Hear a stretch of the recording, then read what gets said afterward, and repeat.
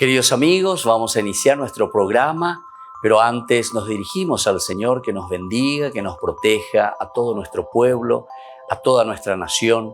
Rezamos principalmente por nuestros enfermos, rezamos por todas las personas que están también sufriendo a causa de diversas circunstancias en la vida, situaciones de trabajo, situaciones de familia, situaciones también en nuestra propia política, situaciones que nosotros vivimos en el día a día, nuestro relacionamiento con nuestra propia comunidad.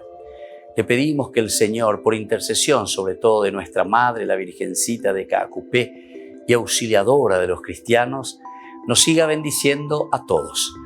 Le pedimos en este día, le pedimos que nos acompañe siempre. Confiamos totalmente en su intercesión. Y por eso vamos a decir juntos el saludo del ángel a la Virgen. Dios te salve María, llena eres de gracia, el Señor es contigo. Bendita tú eres entre todas las mujeres y bendito es el fruto de tu vientre Jesús.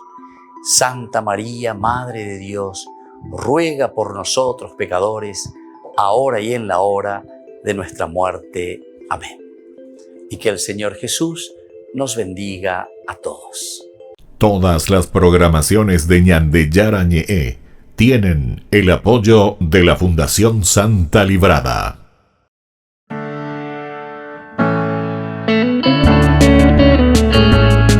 Estudio Bíblico con el Padre Víctor Luis Cabañas, doctor en Sagradas Escrituras de la Universidad Salesiana de Roma y profesor de Teología de la Universidad Católica Nuestra Señora de la Asunción.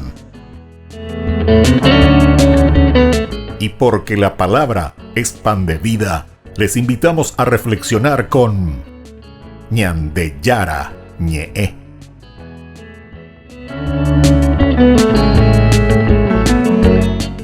Con el apoyo del supermercado San Cayetano.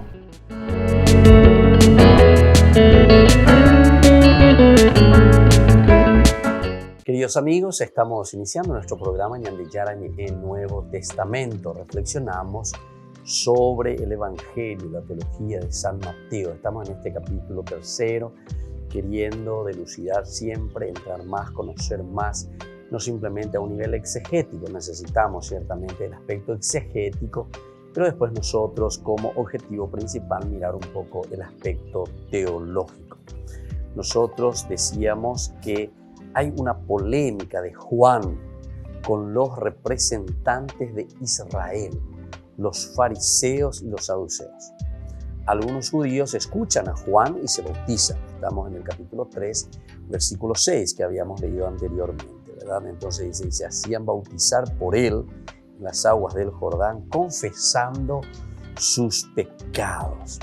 La gente de Jerusalén, de toda la Judea y de toda la región del Jordán, iban a su encuentro. Eso nos dice el versículo 6 y el versículo 7. Y hay una polémica entonces, pero se dejan bautizar por Juan. De esa forma se preparan para el reino. De esta forma entonces, esto que ellos siembran, claro, o sea, los judíos principalmente, el judaísmo está esperando al Mesías. Juan está apareciendo aquí anunciando que el reino de Dios está cerca y les llama a una conversión. Por lo tanto, algunos se acercan, ¿verdad? Y se dejan bautizar. De esta manera se preparan entonces para el reino, para el nuevo bautismo en el Espíritu de Cristo. En el versículo 11 leemos esto. Yo, dice, los bautizo, decía Juan, con agua para que se conviertan. Entonces el bautismo de conversión. Pero aquel que viene detrás de mí es más poderoso que yo. Es interesante, ante esta polémica que decíamos nosotros del bautismo, ¿cómo es que Jesús se deja bautizar por Juan? Porque Jesús es más poderoso que Juan. Evidentemente que esta es una reflexión posterior, ¿verdad? En ese momento ellos no se preguntan, ¿verdad? En ese momento, ciertamente que la situación es dentro de un contexto histórico que van sucediendo estos acontecimios, ¿verdad? Esto va sucediendo en ese momento. Pero la reflexión posterior, porque esto recuerden que se está escribiendo en el año 70-80. Si esto sucedió, estamos entonces en el año más o menos, en el año 30, ¿verdad? Sin embargo, se está escribiendo 40, 50 años después. Por lo tanto, ya es una reflexión post-pascual, le decimos nosotros. Post-resurreccional, es decir, después de la resurrección de Jesús, la comunidad cristiana que reflexiona, esta es la tradición, ¿entienden? Por eso que es muy importante entender y estudiar bien y situarnos. Por eso el contexto histórico, dentro de un estudio, ¿verdad? Histórico crítico se llama. Esta es la metodología que nosotros estamos utilizando y estamos mirando. Es lo que hoy en día se asume y se reflexiona. La metodología o el método histórico crítico es fundamental y excepcional, porque si no entramos dentro de un contexto histórico, nosotros pues fantaseamos, como hacen las sectas, los protestantes, mucha fantasía, ¿verdad? Entonces, cuando entramos en la fantasía, evidentemente que podemos decir cualquier cosa, y por eso que dice cualquiera, dice puede reflexionar y puede entender de acuerdo a cómo el espíritu le inspira, pero por favor. Entonces de ahí vienen las fantasías. La Biblia no es fantasía, la Biblia es verdaderamente contexto histórico, y dentro de un contexto histórico también tenemos que entender el elemento teológico, el elemento resurreccional que ha sucedido, ¿verdad? Lo que está ahí. Y desde ahí podemos entender la fuerza y el poder del Señor que nos invita, ¿verdad?, a encarnar entonces, porque Dios como misterio, lo principal, nos llama a la encarnación. Y justamente Dios se quiere encarnar y nosotros queremos entonces ir por la fantasía, ir por las ramas, como decimos nosotros. No, aquí no es ir por las ramas, aquí no es ir entonces a la fantasía, sino que aquí es directamente ir a ese contexto controversial que existía o de muchas dificultades. ¿Cómo es que Dios se encarna? ¿Cómo es que Dios entra en nuestra historia, verdad? Porque si no, vamos a apuntar mucho a lo fantasioso, vamos a apuntar mucho a una intervención muy externa de la realidad del hombre.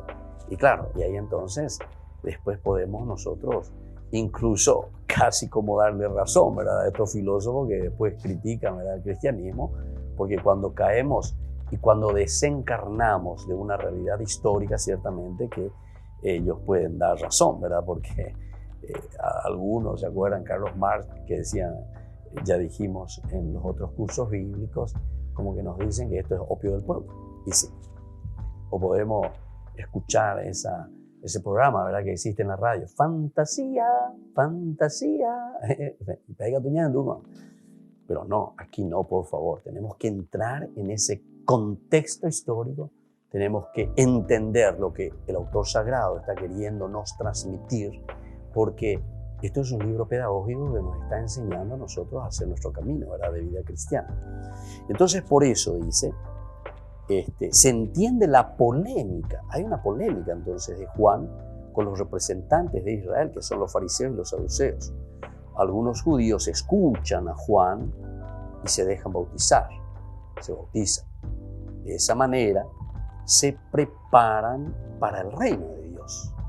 Se preparan para el nuevo bautismo en el Espíritu, porque él justamente estaba diciendo aquí, yo los bautizo, dice Juan, con agua, para que se conviertan, bautismo de conversión. Pero aquel que viene detrás de mí es más poderoso que yo, y yo ni siquiera soy digno de quitarle las sandalias. Él los bautizará en el Espíritu Santo y en el fuego. Tiene en su mano la horquilla y limpiará su era. Recogerá su trigo en el granero y quemará la paja en un fuego inextinguible. Esto es lo que nos presenta, ¿verdad? Y esto es lo que nos dice el autor sagrado. Y entonces Jesús aparece. Aquí el judío auténtico que escucha, ¿verdad?, a Juan el Bautista, es aquel que avanza con Juan hacia lo nuevo. Es decir, le está escuchando a Juan.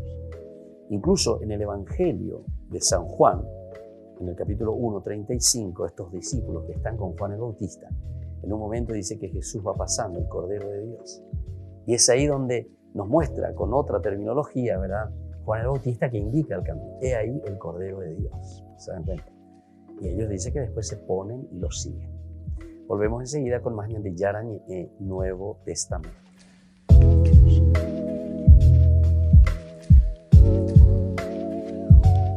Jesús, hoy en día en México, pues en lugar de vino, no sé, convertiría el agua en tequila o otra cosa, ¿verdad?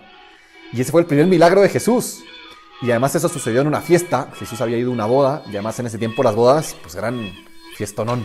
¿Puede un católico ir a fiestas? ¿Puede un católico ir a un antro? Muchas veces nos hacemos esta pregunta, ¿no? Y decimos, bueno, nosotros como católicos, pues sí, estamos llamados a evangelizar esta sociedad. Y hay lugares, sobre todo quizá más en los jóvenes, en los que pues, uno frecuenta mucho, que uno pues, es parte de nuestra vida, ¿no? Que como pueden ser un bar, un antro, un lugar de fiesta. Y uno se pregunta y dice, bueno, pues yo puedo ir ahí o no. Por una parte, siento este llamado a evangelizar. Por otra parte, me doy cuenta que en estos lugares a veces pues, no se vive como yo quisiera vivir, no va tanto conforme a mis valores. Y nos hacemos esta pregunta. Y para empezar, me gustaría recordar un pasaje del Evangelio, que es el pasaje de Jesús en las bodas de Caná. Hay que reconocer una cosa, y es que el primer milagro de Cristo, ¿cuál fue? Pues fue convertir el agua en vino. Quizás si estuviera Jesús hoy en día en México, pues en lugar de vino, no sé, convertiría el agua en tequila u otra cosa, ¿verdad? Y ese fue el primer milagro de Jesús. Y además eso sucedió en una fiesta. Jesús había ido a una boda y además en ese tiempo las bodas pues eran fiestonón. Y ahí estaba Jesús y bueno, y después conocemos la historia, ¿no? Y llega María y ve que se acaba el vino y le dice a los criados, oye, pues hagan lo que les diga. Y Cristo dice, pues no ha llegado mi hora. Bueno, y multiplica el agua en vino y además en un vino buenísimo, ¿no? Y además muchísimo vino. Y entonces uno dice, bueno, ¿qué me dice a mí esto, no? Si el mismo Cristo fue a una fiesta, y además fiestonón de estas largas, fuertes, y no solo eso, sino que además convirtió el agua en vino y en mucha cantidad, pues algo me quiere decir, como que pareciera que entonces la fiesta, pues no es que esté mal necesariamente. Y me gustaría empezar haciendo una distinción. Creo que hay que distinguir un poquito los ambientes en los que nos movemos. Hay ciertos lugares, ciertos ambientes, en los que vemos, por ejemplo, así clarísimamente, temas de violencia contra la mujer o contra hombres también.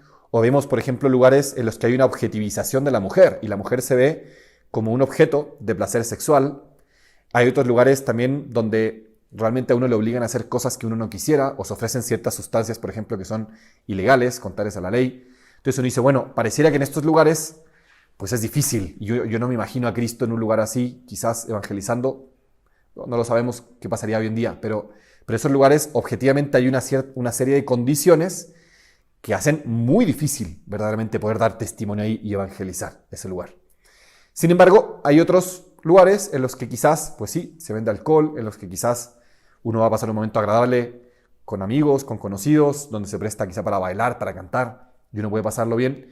Y sí, hay que reconocer que a veces se pueden dar ciertos excesos, pero también hay que decir que en esos lugares también se puede vivir bien y se puede vivir coherentemente. Y en este sentido, me gustaría compartirles mi opinión. Yo creo que los católicos sí tenemos que ir a esos lugares y tenemos que evangelizar ahí. Claro, ¿cómo vamos a evangelizar ahí? Pues no me voy a poner a hablar de Dios probablemente en una fiesta o en un lugar.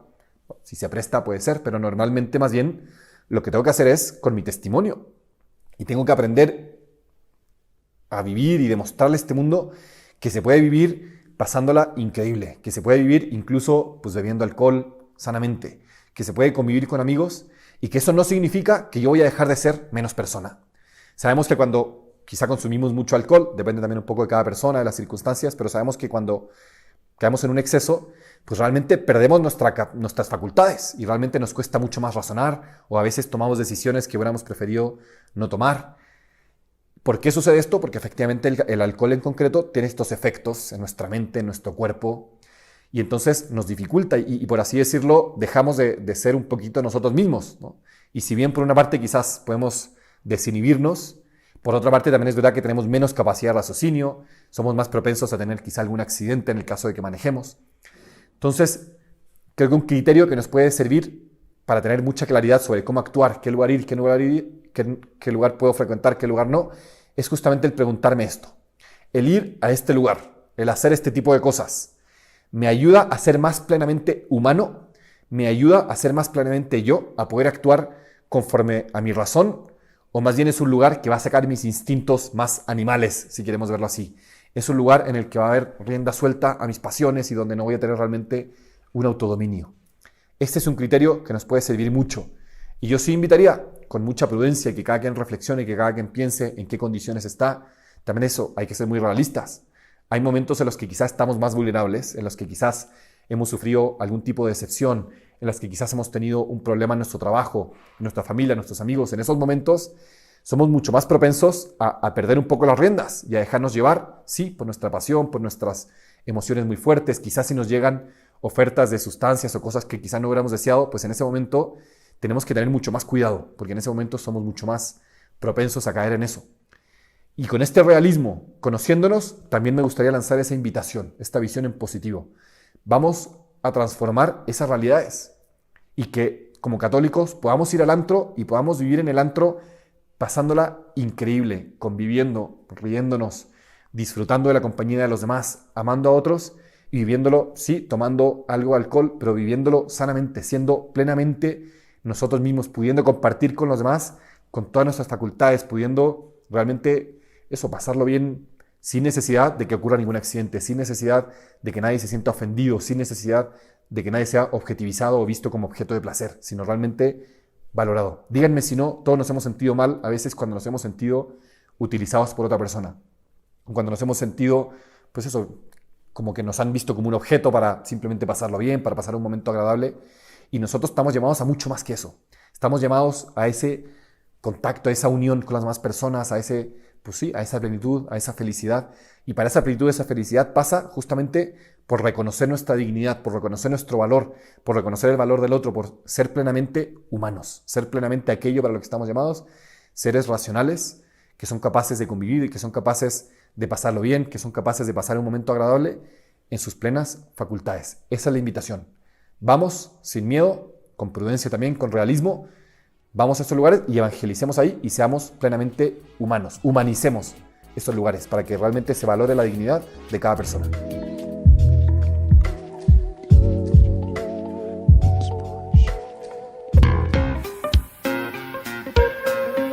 En la ciudad de Luque, la economía se llama Supermercado San Cayetano. Compruebe sus precios bajos en productos cárnicos de primera calidad. Panificados, verduras, vegetales, frutas, artículos de bazar, ferretería, ropería. Supermercado San Cayetano, Humaitá 168, Casi Capitán Vado, Ciudad de Luque.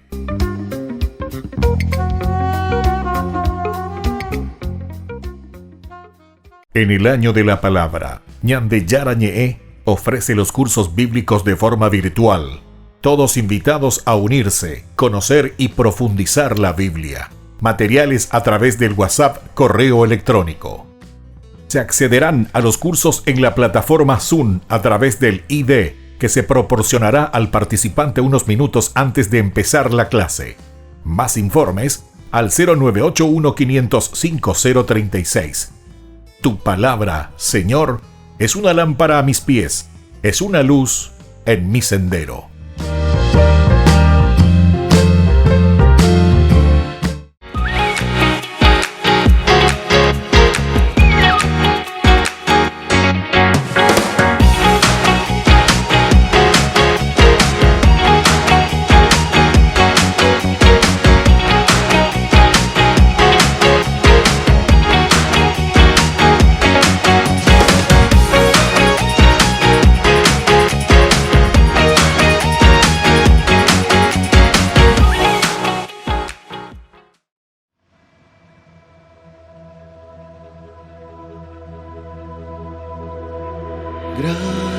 Gracias, Señor. Gracias, Señor. Gracias, Señor, por tu amor, por tu bondad. Te alabamos, te bendecimos, te adoramos, Señor. Dios poderoso, Dios de victorias, mi corazón te alaba, generoso Dios, Padre bueno. Queridos amigos, seguimos con Ñande Yarañe'e, el Nuevo Testamento, nuestro estudio bíblico de todos los días. Estamos en el aspecto teológico de San Marcos, queremos conocer, Mateo, perdón, el Evangelio de Mateo, su teología que es impresionante, ¿verdad? Está hablando a una comunidad judeo-cristiana, él está hablando o está escribiendo a la comunidad judía, por lo tanto ellos entienden muy bien el Evangelio de Mateo porque toca mucho el aspecto del Antiguo Testamento. San Mateo es uno de los únicos, ¿verdad?, que repite tantas veces copiando incluso las promesas que encontramos en todo el Antiguo Testamento. Más de 65 veces aparecen frases explícitas en su Evangelio que se refieren directamente al Antiguo Testamento.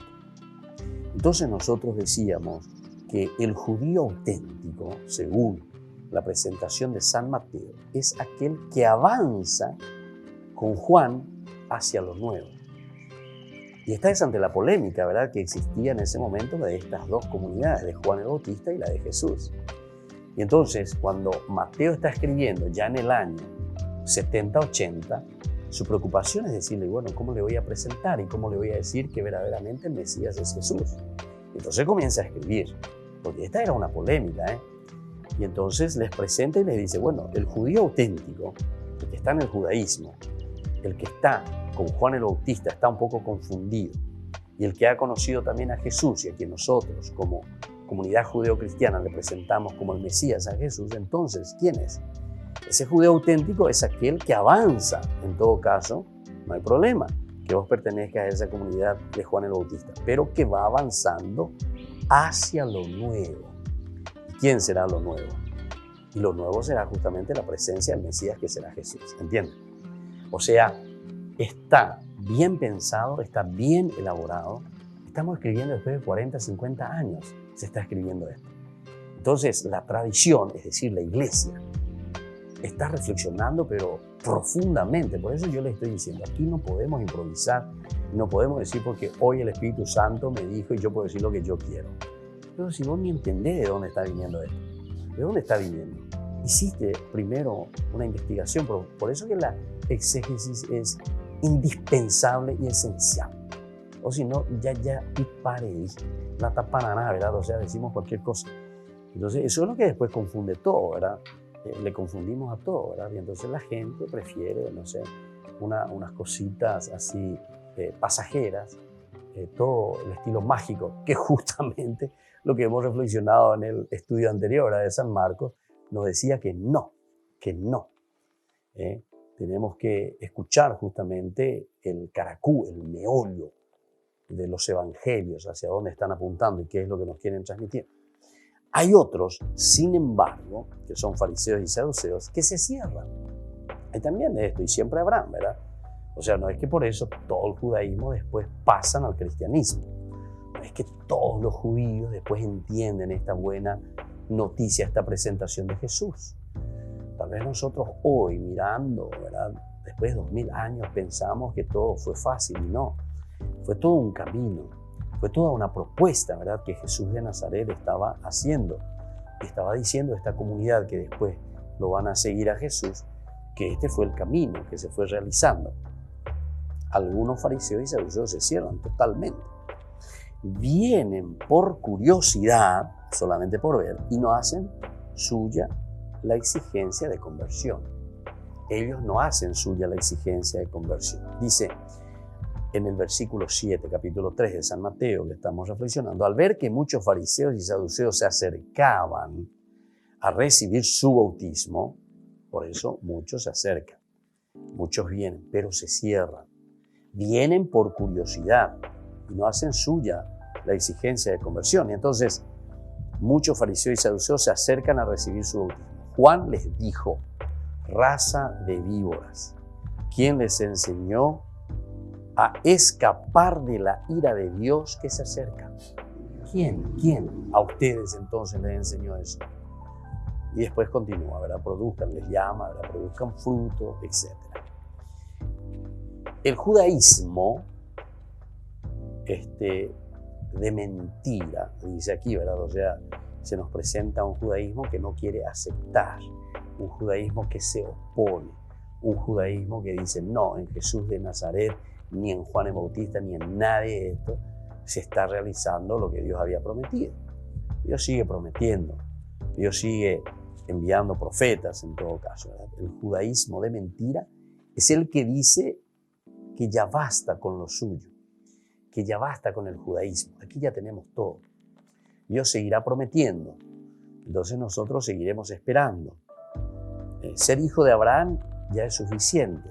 Es decir, ser hijo de Abraham significa estar en el pueblo elegido, estar continuamente en esta lucha, esperando una promesa. Pero con eso basta, hasta ahí nos quedamos. Sin embargo, Juan sabe que no basta con seguir siendo judío. Juan el Bautista entonces les presenta, es el precursor por eso, y les dice, gente, nosotros no podemos seguir esperando siempre al Mesías. No podemos vivir siempre en el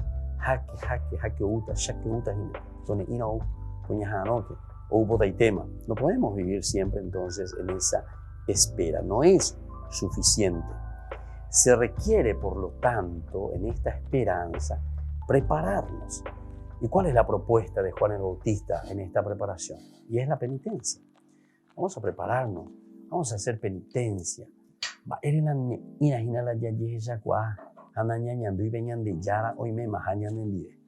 Y es justamente porque nos falta sensibilizar el corazón. Nos falta entender de que Dios verdaderamente ya ha obrado y dice, bueno, yo como precursor ya he obrado con la venida del Mesías, ya está en medio de nosotros. Entonces se requiere penitencia, vamos a sensibilizar el corazón. Qué lindo que es esto también, porque esto ya nos lleva a una aplicación, ¿verdad?, a nuestra propia vida. Si te dice que se necesita, Juan exige y nos dice que se requiere penitencia, nos está hablando totalmente y absolutamente de una necesidad de sensibilizar nuestra vida, nuestro corazón, que podamos leer y que podamos entender lo que el Señor nos está proponiendo y lo que el Señor quiere, ¿verdad? Volvemos enseguida con más Ñan de Yarañi en Nuevo Testamento.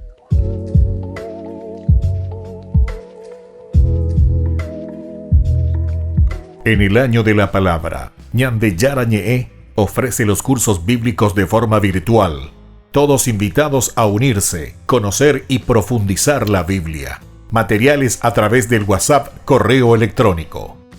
Se accederán a los cursos en la plataforma Zoom a través del ID, que se proporcionará al participante unos minutos antes de empezar la clase.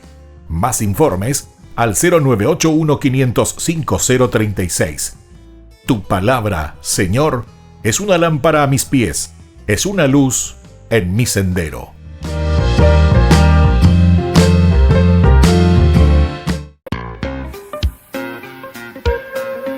En la ciudad de Luque, la economía se llama Supermercado San Cayetano. Compruebe sus precios bajos en productos cárnicos de primera calidad.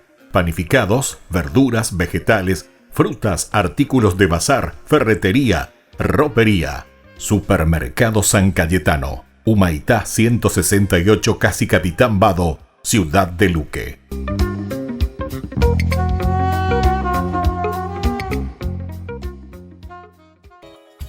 Ayúdanos a sostener este espacio de evangelización.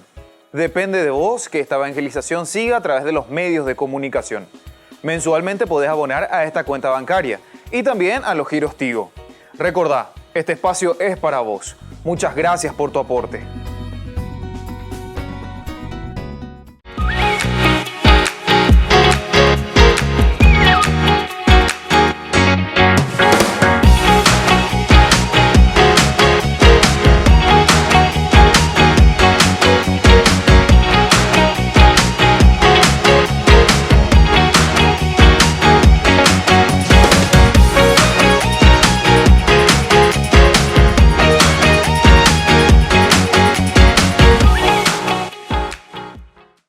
Seguimos con Ñan de Yarañi en Nuevo Testamento. Estamos reflexionando sobre la teología de San Mateo. Nosotros hablábamos de la polémica de Juan, que llama a la conversión, es un bautismo de conversión, algunos se cierran, algunos fariseos y saduceos no quieren saber nada, vienen simplemente por curiosidad. Bueno, pero después aquí nosotros entendemos que ese judaísmo, como nuestro autor sagrado lo llama, es un judaísmo de mentira, dice él, ¿verdad?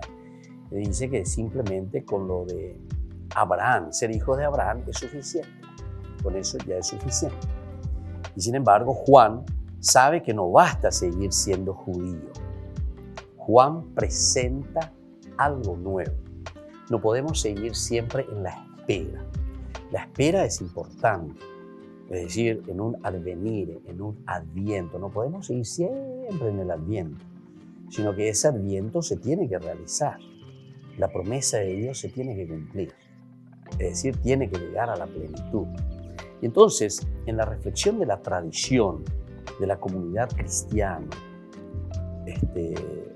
o judeo-cristiano, digamos mejor, porque primero está el judaísmo, entonces Juan el Bautista está entendiendo que la promesa de Dios ya se ha realizado justamente en Cristo, por eso es cristianismo después. No podemos seguir en una espera continua. Sabe que no basta entonces seguir esperando. No podemos seguir siendo entonces judío en este caso, ¿verdad? Porque es una espera continua.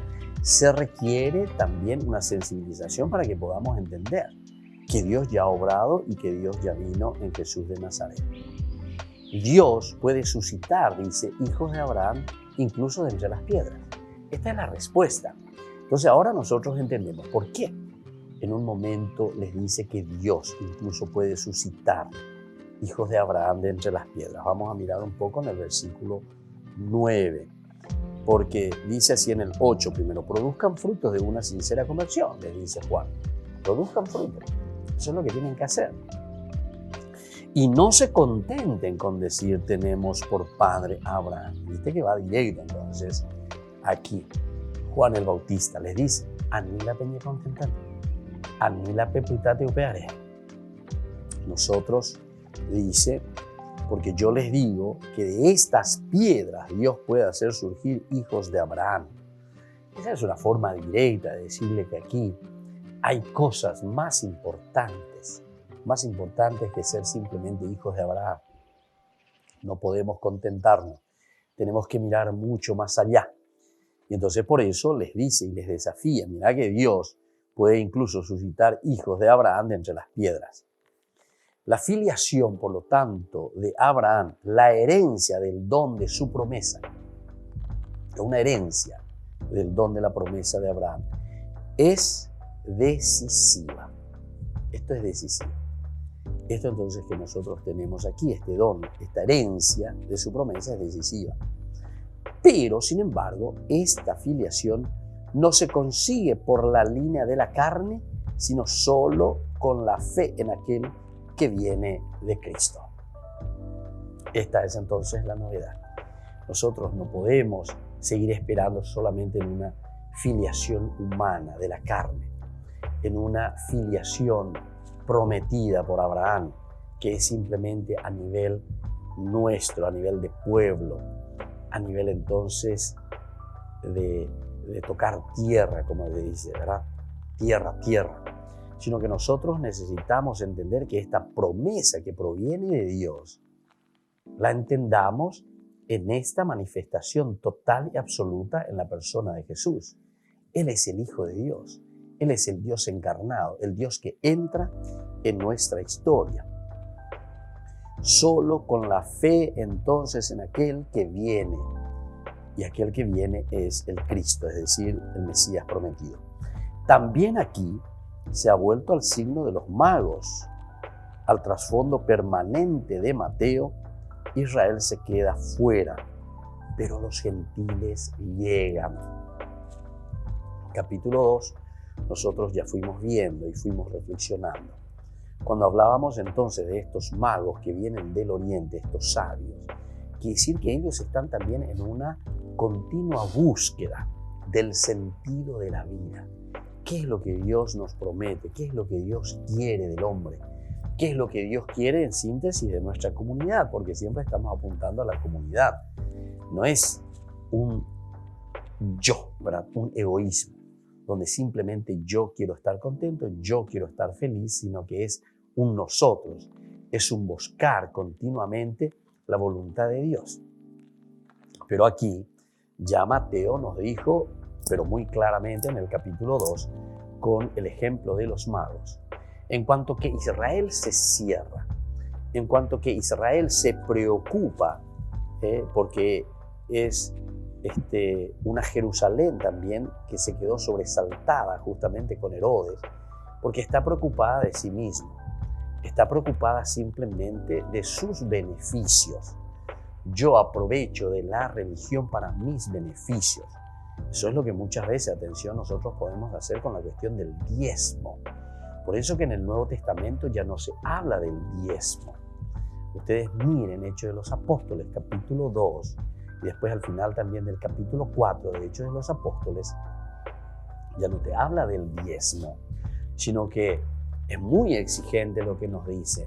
Pero esto nos tiene que hacer entender que había sido la cuestión del diezmo, no es una cuestión de economía de plata, sino que el diezmo en el Antiguo Testamento y después posteriormente en el Nuevo Testamento ya será el 100%, te dice Hechos de los Apóstoles capítulo 2 y también al final del capítulo 4. Todo, dice, lo ponían a los pies de los apóstoles. Todos los que vendían propiedades lo ponían al servicio de la comunidad. Pero lo ponían todo. No dice, ya vende péame, vete un 10% en la cuestión económica. Viste que nosotros enseguida. Y estas pues son las influencias equivocadas, les digo directamente. Estas son las influencias equivocadas que nosotros después también lo llevamos. Y también nosotros incluso después lo vamos adoptando, ¿verdad? El diezmo, en realidad, hoy en día tendría que ser el 100%. ¿Pero qué quiere decir el 100%? El 100% significa, es la propia actitud del hombre que se pone a disposición total de Dios. Y no se refiere entonces simplemente a tu platita. Porque yo gané 10 millones, nada, 1 millón de más, porque te da la 10%. Ok, ayer posea y vivo mi vida como yo. Amén. A cumplir mañana de Yaran. No. Aquí el 100% es tu vida disponible. Incluso seguramente que alguna vez vas a poner más de tu plata también.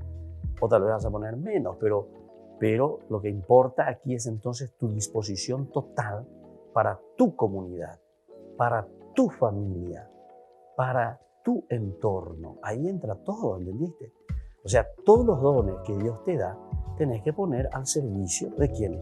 De la comunidad. ¿Y dónde comienza tu primera comunidad? Tu primera comunidad es tu familia. De familia. De familia. Ahí ya es tu primera responsabilidad.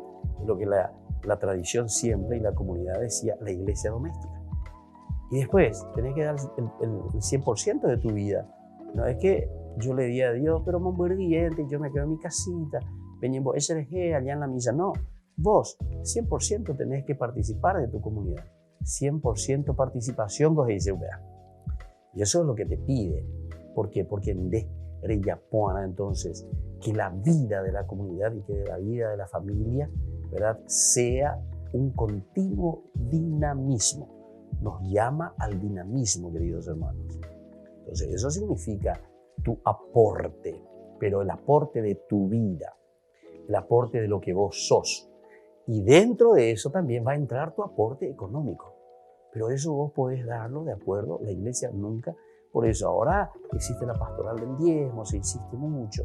Pero atención, porque eso también nos puede hacer desvirtuar de los elementos esenciales de lo que la palabra de Dios nos dice.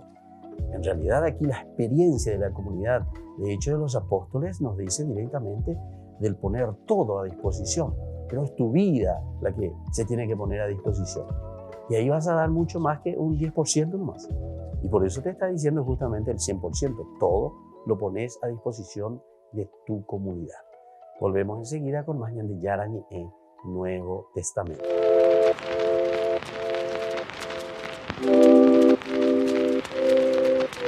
En el año de la palabra, Ñande Yarañe ofrece los cursos bíblicos de forma virtual. Todos invitados a unirse, conocer y profundizar la Biblia. Materiales a través del WhatsApp, correo electrónico. Se accederán a los cursos en la plataforma Zoom a través del ID que se proporcionará al participante unos minutos antes de empezar la clase. Más informes al 0981-500-5036. Tu palabra, Señor, es una lámpara a mis pies, es una luz en mi sendero.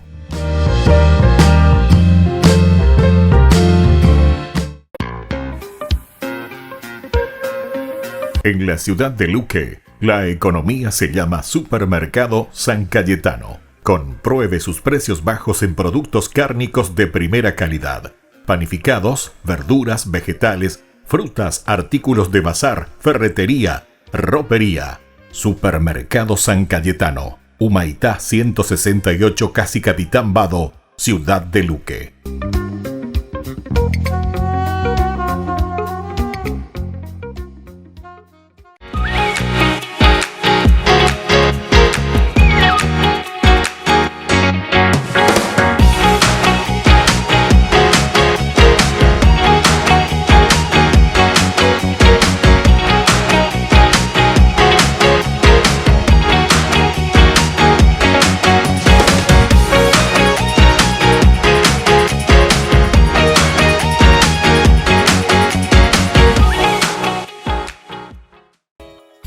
Ayúdanos a sostener este espacio de evangelización. Depende de vos que esta evangelización siga a través de los medios de comunicación. Mensualmente podés abonar a esta cuenta bancaria y también a los giros Tigo. Recordá, este espacio es para vos. Muchas gracias por tu aporte. Todas las programaciones de Ñande Yarañe tienen el apoyo de la Fundación Santa Librada.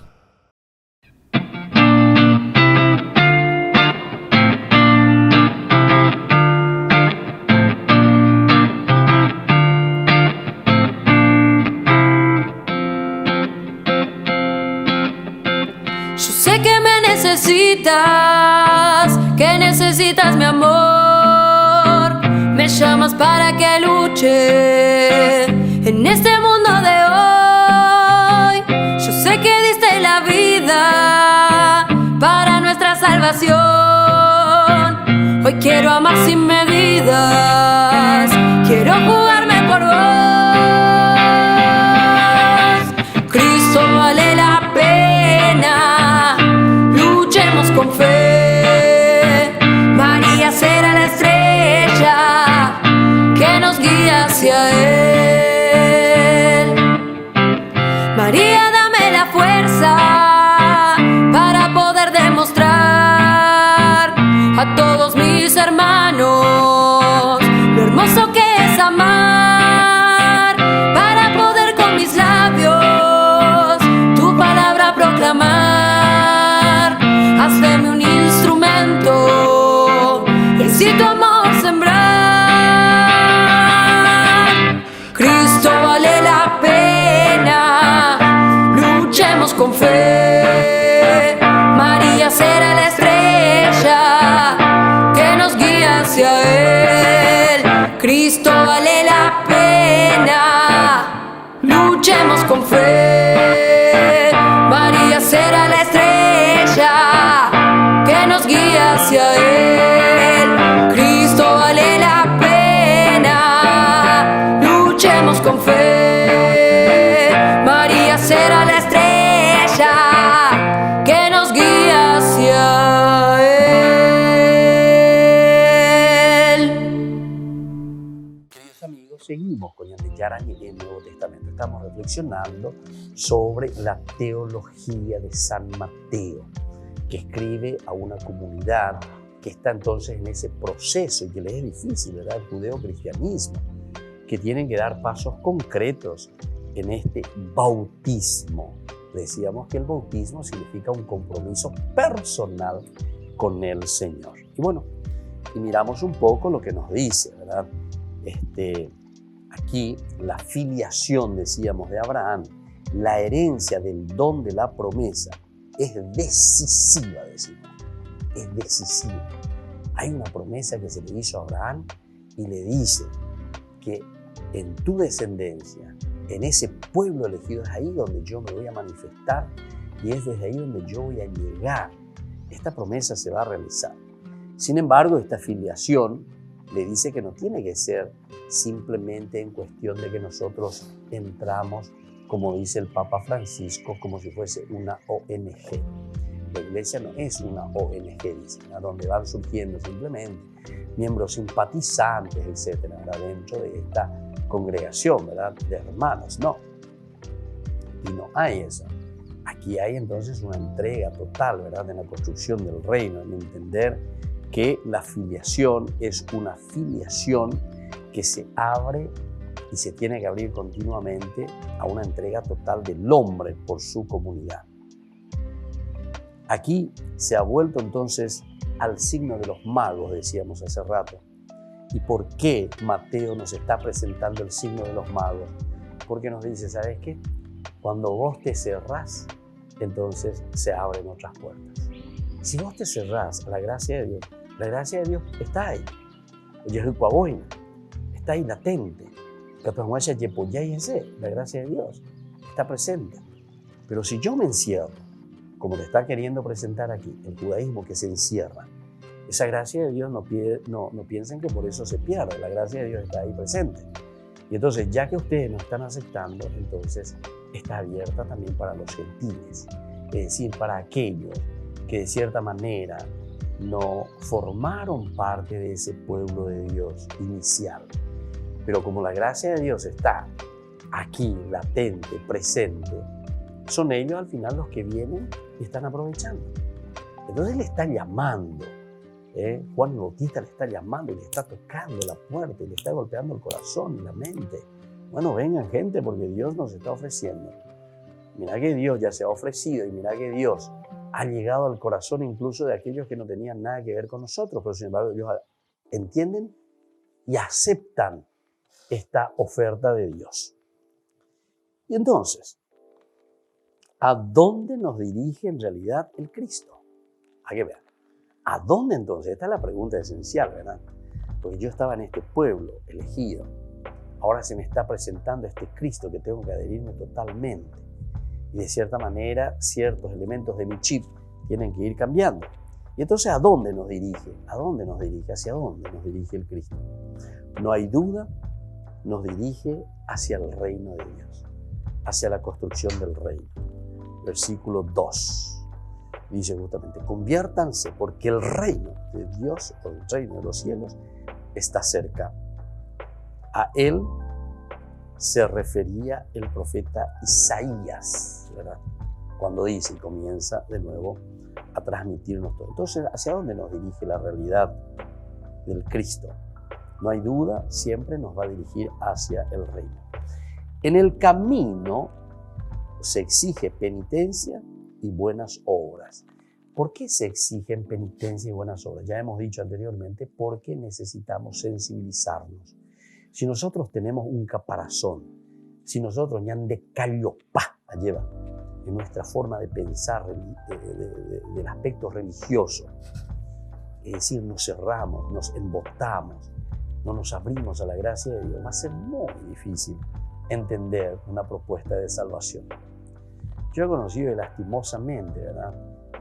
Hermosas niñas, hermosos jóvenes, que muchas veces están embotados y están encerrados, pero porque no dejan, no se abren, por lo menos a una reflexión existencial.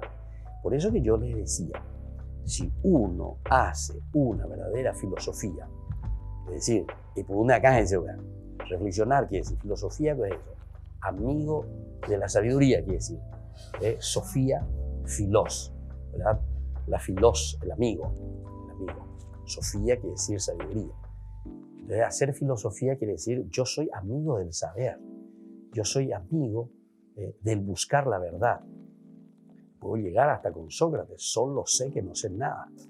Y ¿saben qué, hermanos? Yo también, cuanto más reflexiono, cuanto más entro aquí desde una teología, porque aquí la teología también tenemos que entender lo que significa. Theos, Dios, y Logos, también que se refiere, ¿verdad?, a la ciencia, al tratado, al estudio, quiere decir, el estudio de Dios. Pero aquí entramos ya en un aspecto más trascendental. Pero para entrar en lo trascendental, nosotros no podemos dejar absolutamente y no podemos renunciar a la Sofía, ¿verdad? O sea, a el estudio de ser amigos de esa sabiduría. Porque aquí, cuando hablamos de lo religioso y lo existencial, estamos entrando en un aspecto trascendental. Y si nosotros no nos damos cuenta que la fuerza trascendental es el que enmarca nuestra realidad humana, nuestra realidad tierra, porque si no, no vamos a encontrar sentido a la vida. Nosotros hasta cierto punto, ¿verdad?, vamos a llegar con lo filosófico. Y por eso siempre se dice que la filosofía es la sierva después de la teología, porque vamos a llegar hasta lo máximo, pero después la razón nos va a tener que dar pie y nos va a dar permiso para entrar en el aspecto trascendental, porque hasta cierto punto nosotros llegamos con la filosofía. Jamás llegaremos a la esencia y al final del aspecto teológico. Solamente nos puede dar, solamente el aspecto teológico, solamente Dios nos puede dar la razón final de nuestra propia existencia, porque la teología es un salto al vacío totalmente en la fe. Solamente desde la fe nosotros podemos entender y comprender bien lo que justamente aquí para los judíos es tan difícil. Decíamos, ¿verdad?, que ellos se cierran, los fariseos y saduceos se cierran, vienen simplemente por curiosidad. Y si solamente lo hacemos así, nunca llegaremos a una respuesta verdadera, plena, total y absoluta que nos pueda dar la felicidad. Entonces, queridos amigos, les imparto la bendición del Señor, que les bendiga siempre. El Padre, el Hijo y el Espíritu Santo. Amén. Hasta la próxima con más de Ñandeyara Nuevo Testamento. Todas las programaciones de Ñandeyara tienen el apoyo de la Fundación Santa Librada. Esto fue Ñandeyara con el Padre Víctor Luis Cabañas.